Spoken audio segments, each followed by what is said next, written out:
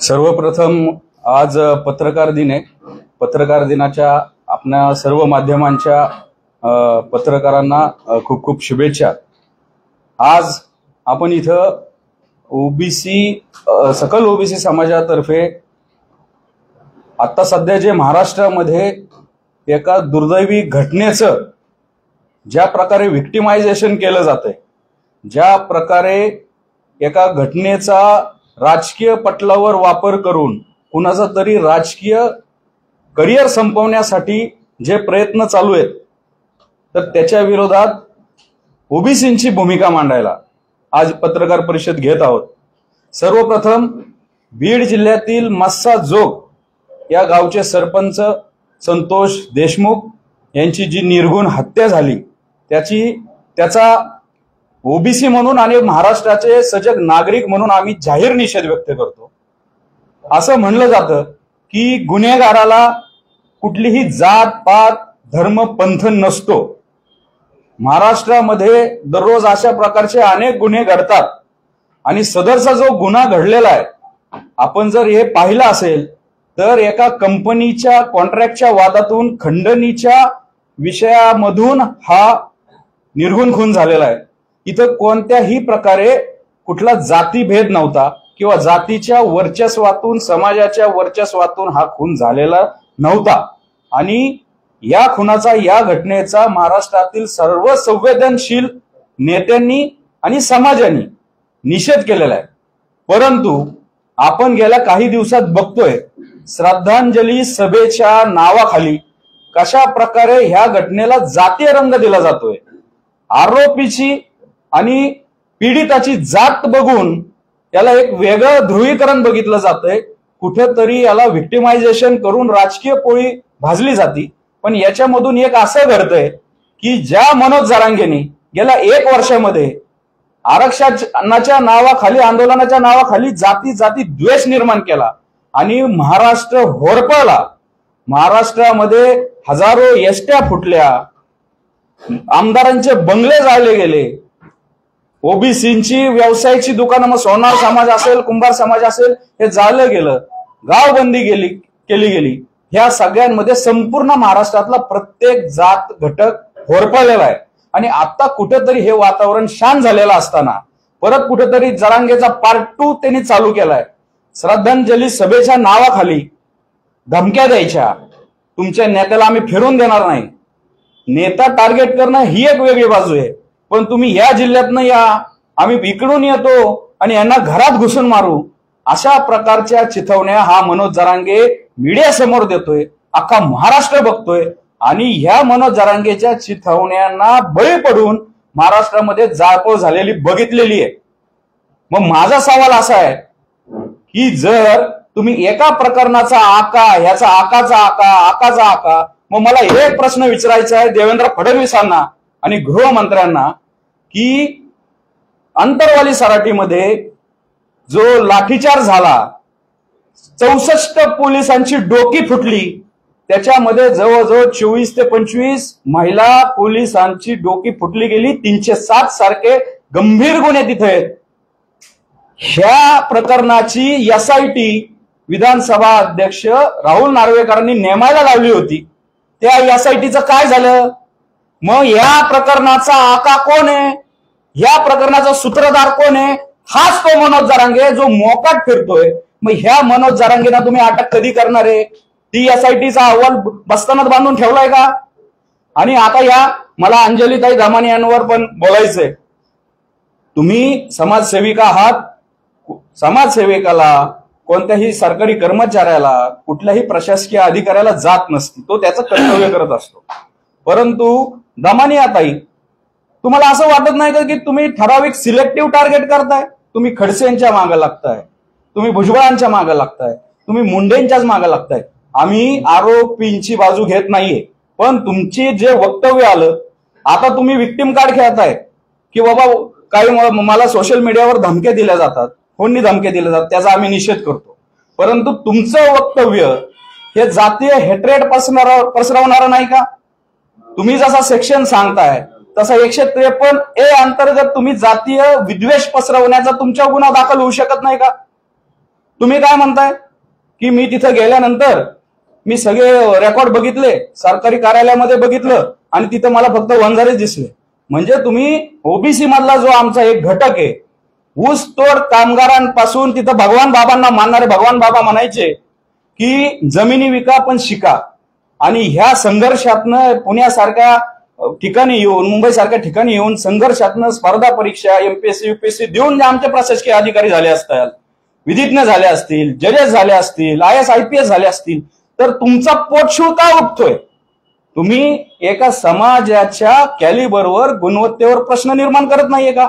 आणि याचा आम्ही समस्त ओबीसी म्हणून निषेध करतो. ओबीसी मधील 450 जातीमधील तुम्ही एका समाजाला सिलेक्टिव्ह टार्गेट करत असताल. सगळे नेते मिळून जर तुम्ही ठिकठिकाणी सभा घेताय, आज त्या बिचाऱ्या संतोष देशमुखांच्या दुःखामध्ये आम्ही सर्व सहभागी आहेत, पण त्यांच्या कुटुंबाला ठिकठिकाणी बोलवणं, त्या लहान मुलीला बोलवणं आणि तिथं जातीवाचक बोलणं, धमक्या देणं, टिंगलटावळी करणं, हे कुठल्या न्यायामध्ये बसतंय? फाशी द्यायची न्याय व्यवस्था, परिस्थितीजन्य पुरावे असतात, इलेक्ट्रॉनिक पुरावे असतात, कबुली जबाब असतात. ह्या सगळ्या याचा विचार करून 7 मधले 6 आरोपी तर पकडलेले आहेत. तरी पण हा जो प्रेशर केला जातोय, जातीवादी गरळ ओकली जातीये. तुम्हाला परत 1 वर्षापूर्वीचा महाराष्ट्र करायचा आहे का? हा आमचा सवाल आहे. आणि तुम्ही जर म्हणत असताल आम्ही रस्त्यावर फिरून देणार नाही, तुम्हाला घरात घुसून मारू, मग त्यावर आमचं उत्तर एकच असेल, आमच्यातला एक भाऊ म्हणून तुम्ही जर वंजारी समाजाला आरोपीच्या पिंजऱ्यामध्ये बसवत असताल तर ते आम्ही कदापि सहन करून घेणार नाही. आम्ही एक ओबीसीचा घटक म्हणून आम्ही त्यांच्या खांद्याला खांद्याला लावू. आणि माझं या राज्याचे प्रमुख देवेंद्रजी फडणवीस आणि गृहमंत्री यांना कळकळीची विनंती आहे, या जरांग्यासारख्या जातीवादी जी पिलावळ आता जातीय विद्वेष पसरवत फिरतीये, तिला वेळीच आळा घालावा. जर याचं लोन पूर्ण महाराष्ट्रात पसरलं आणि महाराष्ट्रामधील ओबीसी घटक असतील किंवा बाकीची इतर मायक्रो ओबीसी जाती असतील तर त्यांच्यावर कुणावर हल्ले झाले, प्रति हल्ले झाले आणि महाराष्ट्राचा सामाजिक सलोखा बिघडला तर त्याची संपूर्ण जबाबदारी राज्य सरकारची असेल, गृह खात्याची असेल. आपले काय प्रश्न असतील?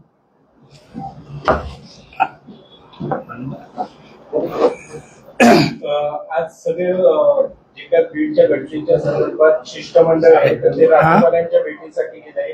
त्यांचे दोषी त्यांच्यावर कारवाई करा. नेमकं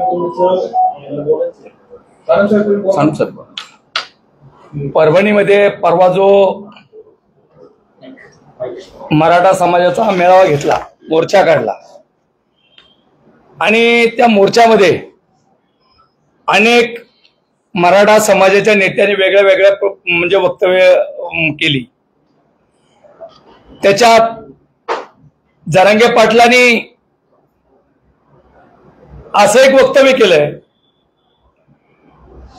की एकूण लातूर आहे, एकूण धाराशिव आहे, एकूण संभाजीनगर आहे, एकूण जालना आहे, एका एकाला घरात घुसून.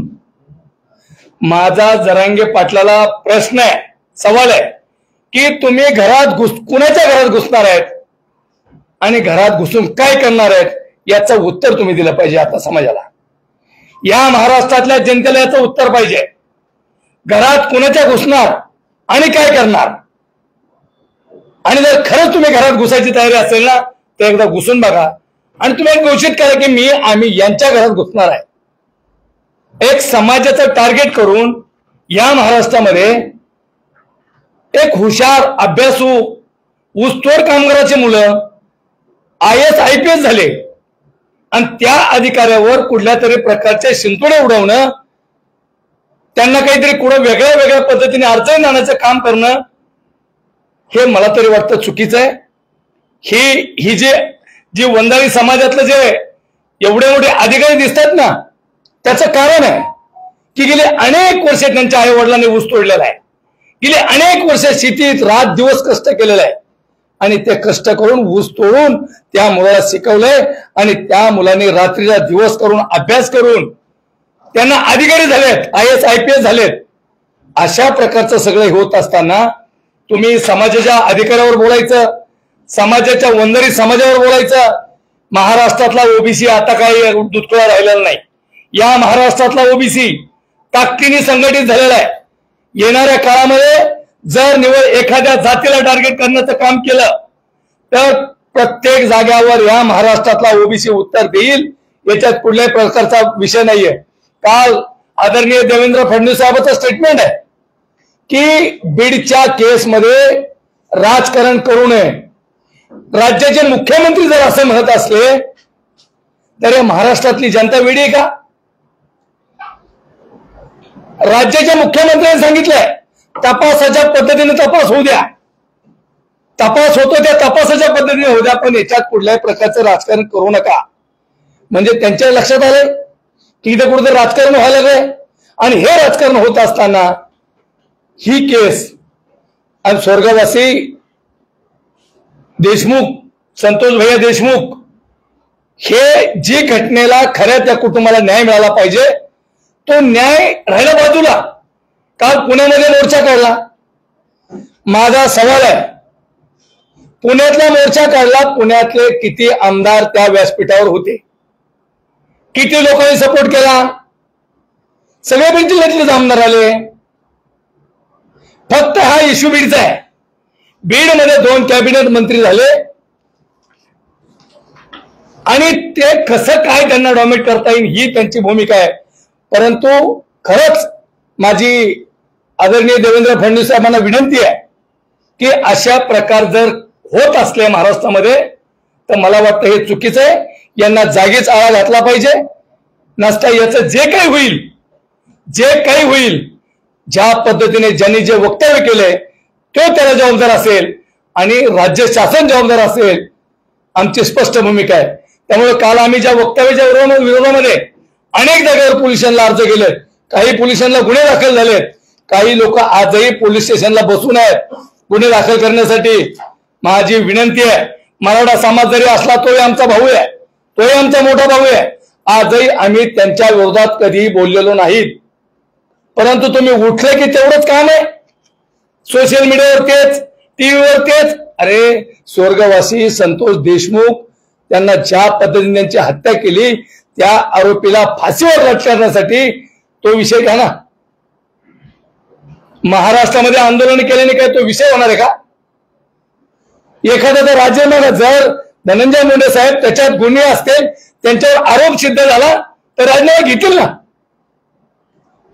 म्हणजे महाराष्ट्रातल्या ओबीसीला संपवण्याचं काम काही ठराविक मंडळी याच्यात करते. त्यामुळे माझी स्पष्ट भूमिका आहे, यापुढं ओबीसीच्या एकाही अधिकाऱ्याला, एकाही राजकीय पुढाऱ्याला अशा प्रकारचा त्यांच्यावर अन्याय झाला तर महाराष्ट्रातला ओबीसी स्वस्त बसणार नाही. याच्यामध्ये सुरेश धस नावाचे विधान परिषदेचे आमदार आहेत आणि ते आता एकदम विधानसभेचे आमदार आहेत आणि ते आता वारंवार त्यांनी आता न्यायाची आणि न्यायदानाची असं त्यांनी ते सगळं म्हणजे महाराष्ट्रामध्ये जो अन्याय होतोय ते फक्त मी त्याला वाचा फोडणार मीच, अशा प्रकारे मी किती सत्वशील आहे आणि समोरचा किती दोषी, अशा प्रकारचं त्यांचं चालू आहे. आकाचे आका, मी संजय सिंगानी आहे. मग मला सुरेश धसांना एक विचारायचंय, तुमच्यावर वक्फ बोर्डाच्या जमिनी, मंदिरांच्या जमिनी लाटण्याचा जो गुन्हा दाखल आहे त्याची एफआयआर इथं माझ्याकडे आहे. ही एफआयआर आपण सगळी पाहू शकता आणि एफआयआर लय जुनी नाहीये बंधूंनो, 2022ची आहे. हायकोर्टाने पण सांगितलंय आणि याच्यामध्ये सुरेश धसांचं कुटुंब पण दोषी आहे. मग याचा आका कोण? यानंतर त्यांचं हे आत्ताच्या निवडणुकीचं अॅफिडेव्हिट आहे. या अॅफिडेव्हिट मध्ये पुण्यामध्ये त्यांचा फ्लॅट आहे आणि त्याच्यावर जयदत्त अॅग्रो इंडस्ट्रीज तर्फे डायरेक्टर प्राजक्ता सुरेश धस, कर्ज घेणार राजशेखर सीतारामप्पा बिराजदार, असे अनेक आहेत. आणि यांनी मुंबई जिल्हा मध्यवर्ती बँक मर्यादित यांच्याकडून 27 कोटीचं कर्ज घेतलेलं आहे.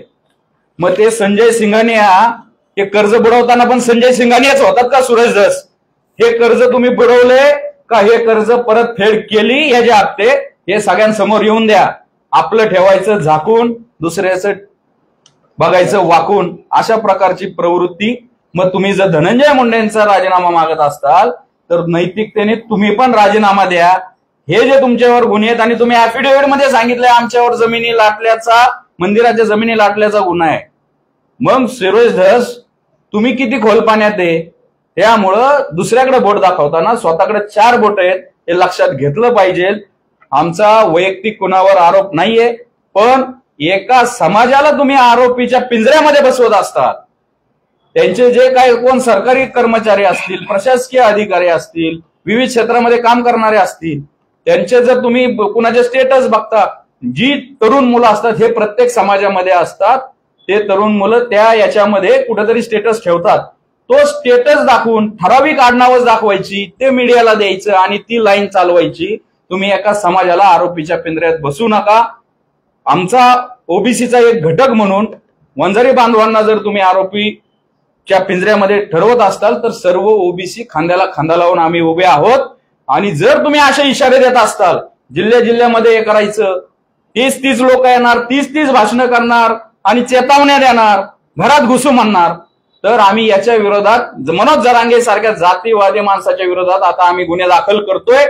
आणि माझी अंजली दमाने यांना पण विनंती आहे की तुम्हाला जर बीड जिल्ह्यातले सरकारी कर्मचारी, व्यवस्थेमधले अधिकाऱ्यांची जात दिसतीये तर अंजली दमानिया तुम्ही मग महाराष्ट्रातल्या 288 आमदारामधल्या आमदारांची जात बघा, कॅबिनेट मधल्या मिनिस्टरांची जात पहा, सरकारी जे साखर कारखाने आहेत ते साखर कारखाने कोणाची आहेत त्यांची जाती बघा, दूध संघ कोणाचे आहेत त्या जाती बघा.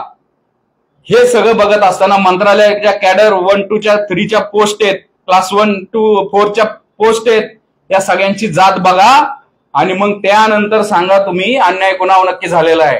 आम्ही तुमची जात जर बघायला गेलो तर तुम्ही आम्हाला जातीवादी म्हणताल. तुम्ही समाजसेविक आहात, फक्त तुम्ही काही एखादा घटक बघून ठराविक सिलेक्टिव्ह टार्गेट करून जर ओबीसीच्या मागे लागत असताल, वंजारी समाजाच्या जे गुणवत्तेने पुढे गेलेले आहेत त्यांची जर जात बघून तुम्ही त्यांना त्यांच्याबद्दल जाती विद्वेष पसरवत असताल तर तुम्ही पण गुन्हेगार आहात 153(a) या सेक्शन अंतर्गत. त्यामुळं आता कुठेतरी विक्टिम कार्ड खेळायचं, आधी काहीतरी गरज वाकायची, असं चालवून देणार नाही. आणि मी महाराष्ट्राच्या गृहमंत्र्यांना विनंती करतो की आयजीच्या वरती अंजली दमाने आणि सुरेश धस आहेत का? जाहीर सभेमध्ये ते काहीतरी पुरावे देतात. ही मीडिया ट्रायल चालू आहे का? रस्त्यावर ट्रायल घेऊन तुम्ही दोषी ठरवणार आहेत का? त्यामुळं सामाजिक सुव्यवस्था आणि सलोखा राखण्यासाठी यांना वेळीच आळा घालावा. आणि या सुरेश धसचा आम्ही आज राजीनामा मागतो. तुम्ही जर राजीनामा मागत असताल तर आम्ही सुरेश धसांचा राजीनामा मागतो. सरकारमधीलच एक आमदार सरकारच्या कामगिरीवर आणि गृहमंत्र्यांच्या कामगिरीवर विश्वास ठेवत नाहीये, सीआयडीवर विश्वास ठेवत नाहीये. आणि जे काही पुरावे हा संवेदनशील गोष्टी असतात, कॉन्फिडेन्शियल गोष्टी असतात, ते तुम्ही पोलिसांना द्यायचं सोडून, आताच प्रवीण दरेकर म्हणले की पोलिसांना द्या. मग तुम्हाला आरोपींना मदत करायची का ते पुरावे नष्ट करण्यासाठी? मग सुरेश धसांचं इंटेन्शन काय? का तुम्हाला नेता व्हायचंय मराठा समाजाचा म्हणून हे सगळं चाललंय का? तुम्हाला तुमचं जे काय हे असेल ते लकलात, पण आमच्या ओबीसींना अशा कुठल्याही प्रकारे आरोपीच्या पिंजऱ्यात बसू नका, आम्हाला चेतावण्या देऊ नका. आमची मुलं जी स्पर्धा परीक्षेमध्ये आहेत त्यांचा कुठंतरी आत्मसन्मानाला मनाला ठेच पोचते की अरे आपल्या समाजाला गुन्हेगार ठरवलं जातंय. तेच जी आडनाव आहे ती आडनाव इतर याच्यामध्ये पण असतात, पण तेच मीडियावर सारखं दाखवायचं, जेणेकरून मग आता ते सोशल मीडियावर चालू झालंय, हे आडनाव ते आडनाव, भीती वाटली, हे असं करून तुम्ही एका समाजाच्या मनामध्ये कलुषित भावना निर्माण होईल, असं काही करू नका.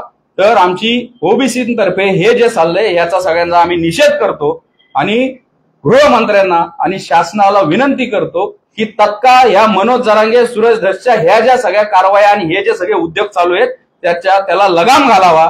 नाहीतर याच्यामधून आणखीन परत महाराष्ट्र पेटवण्याचे त्यांचे मनसुबे आहेत, तर ते मनसुबे तुम्ही पूर्ण करून देऊ नये.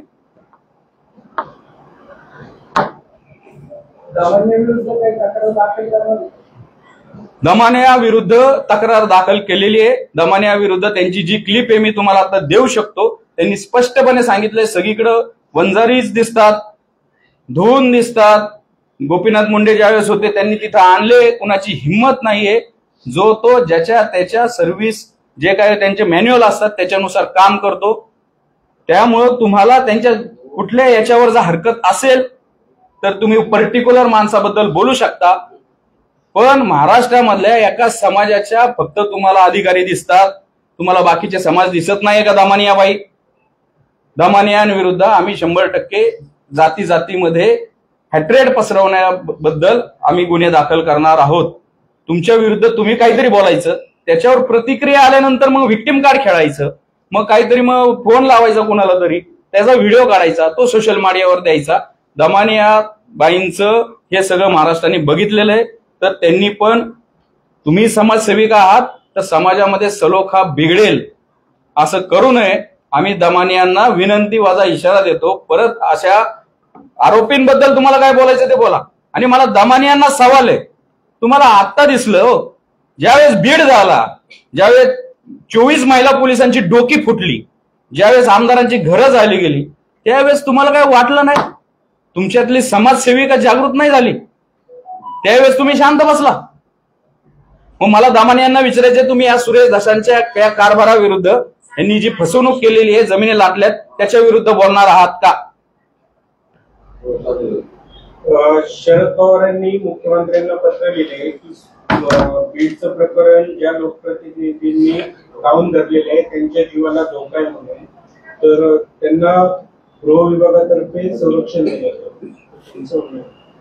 नाही, माझं म्हणणं आहे कुणाला संरक्षण द्यावं कुणाला न द्यावं, पण मग मला असं वाटतंय की याच पवार साहेबांना माझं विचार नाही. ते खूप सिनियर आहेत, संवेदनशील आहेत. ज्या बाकीच्या घटना घडतात, कस्टडियल डेथ झाली, संविधानाची विटंबना झाली आणि त्यांना तुम्ही मागणी केली का? महाराष्ट्रामध्ये अशा प्रकारच्या ज्या घटना घडलेल्या आहेत, बीड जिल्ह्यामध्ये 276 खून झाले. त्या 76 खुनामध्ये आरोपीची जात बघितली का आणि पीडिताची जात बघितली का? हीच एक घटना अशी काय?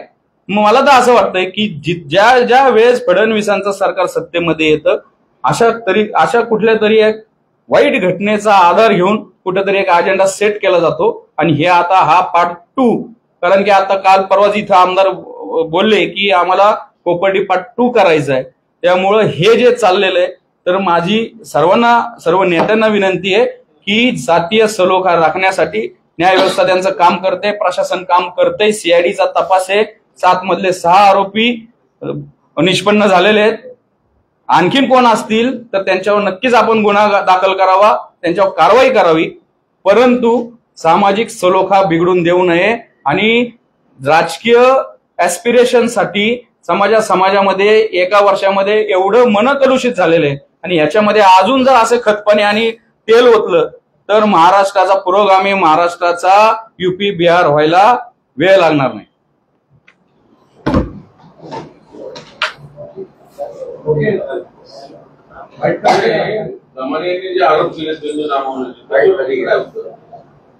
दमानियांनी जे बिंदू नामावलीवर आरोप केलेत, मग आमचं दमानियांना असं विचारणं आहे, चांगली गोष्ट आहे, तुम्ही बिंदू नामावली जर घेतली असेल तर मग असं माझी विचारणा आहे की मंत्रालय कॅडर असेल, बिंदू नामावलीचा जो काही अनुशेष आहे याच्यावर दमानियांनी आमच्या बरोबर येऊन काम करावं. आमच्या पण अनेक दुःख आहेत ओबीसींची, आमचे जे निधी आहेत, आमची जी जवळजवळ 1 लाख पदं रिक्त आहेत या सरकारी नोकऱ्यांमधली, तर दमानियांनी ओबीसींचं नेतृत्व करावं आणि आम्हाला न्याय मिळवून द्यावा. कारण की मग SC-BC, EWS, परत कुणबी दाखले यांनी जो अन्याय झालाय, तर त्याला पण आमच्या दमानिया ताईंनी आमच्या बरोबर येऊन वाचा फोडावी. आम्ही त्यांचे उपकार कधीच विसरणार नाही.